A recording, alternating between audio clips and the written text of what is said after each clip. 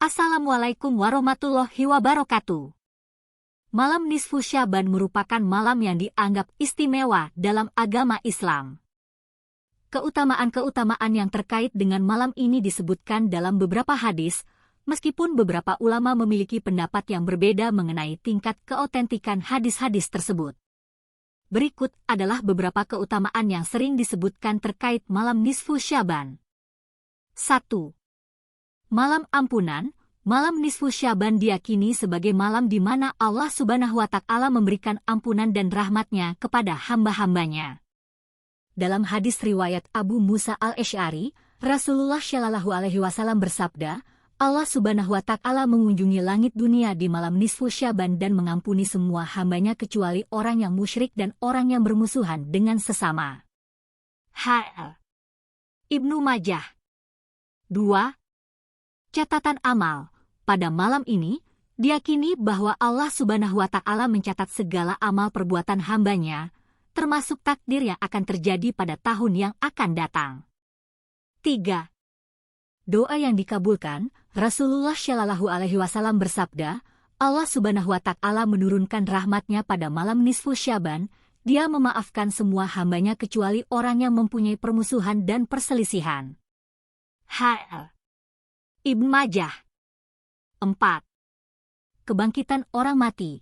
Ada riwayat yang menyatakan bahwa pada malam nisfu Syaban, Allah Subhanahu wa Ta'ala menghidupkan kembali orang-orang yang telah meninggal dunia, kecuali dua jenis orang yang terlibat dalam musyrik dan orang yang terlibat dalam permusuhan di antara sesama manusia.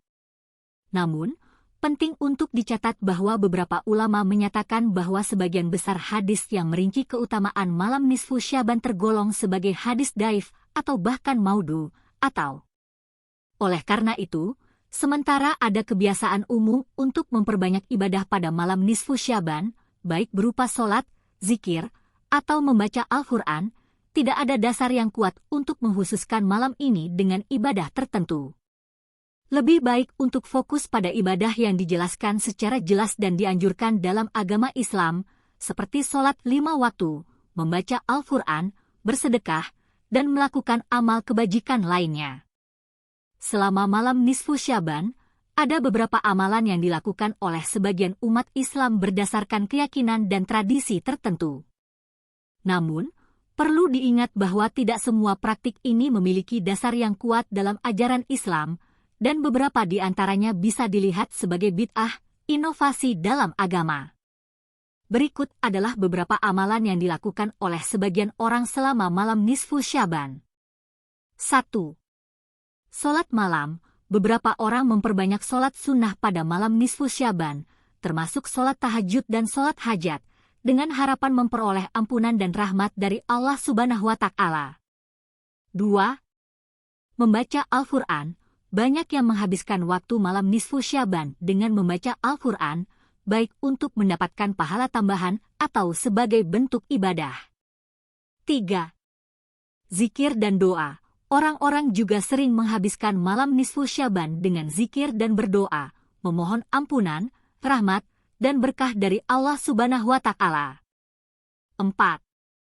Mengunjungi makam. Beberapa orang mengunjungi makam-makam orang yang telah meninggal untuk mendoakan mereka, karena ada keyakinan bahwa Allah Subhanahu wa Ta'ala memberikan ampunan khusus kepada orang-orang yang meninggal pada malam nisfu Syaban. 5. Berpuasa. Meskipun tidak ada sunnah yang menunjukkan kewajiban atau anjuran untuk berpuasa pada malam nisfu Syaban, beberapa orang memilih untuk berpuasa pada hari itu sebagai bentuk ibadah tambahan. 6. Bersedekah. Amalan berbagi kepada sesama, memberikan sedekah, dan melakukan amal kebajikan lainnya juga sering dilakukan pada malam nisfu Syaban.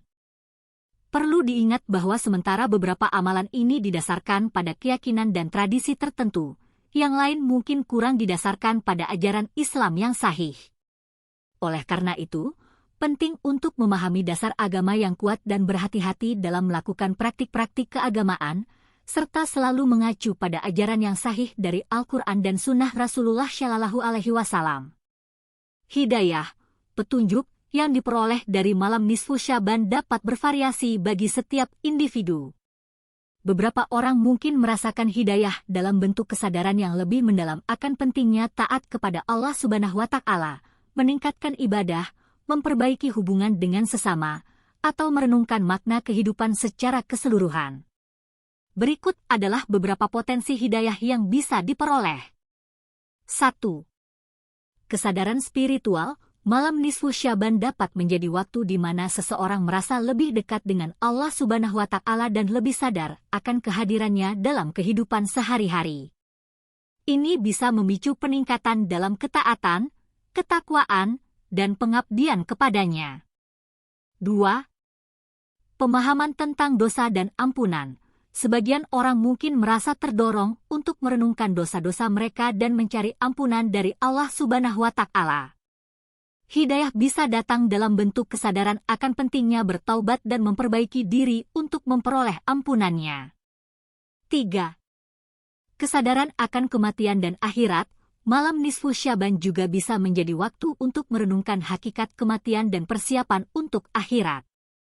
Hidayah bisa datang dalam bentuk kesadaran akan pentingnya mempersiapkan diri untuk kehidupan setelah kematian dan mengevaluasi prioritas dalam hidup. 4. Kepedulian terhadap sesama. Beberapa orang mungkin merasa terdorong untuk lebih peduli terhadap kebutuhan dan penderitaan sesama manusia. Hidayah bisa datang dalam bentuk peningkatan kepedulian sosial dan amal kebajikan terhadap orang lain. 5. Pengaruh positif pada perilaku. Malam nisfu Syaban bisa menjadi momen introspeksi yang mendalam, memicu perubahan positif dalam perilaku dan sikap, seperti meningkatkan kesabaran, memaafkan orang lain, dan menghindari dosa-dosa yang menghalangi keberkahan.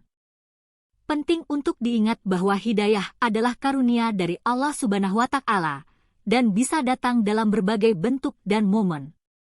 Malam nisfu Syaban, seperti malam-malam lainnya, bisa menjadi kesempatan bagi seseorang untuk meraih hidayah dan mendekatkan diri kepada Allah Subhanahu wa Ta'ala, asalkan ditempuh dengan niat yang tulus dan amalan yang benar.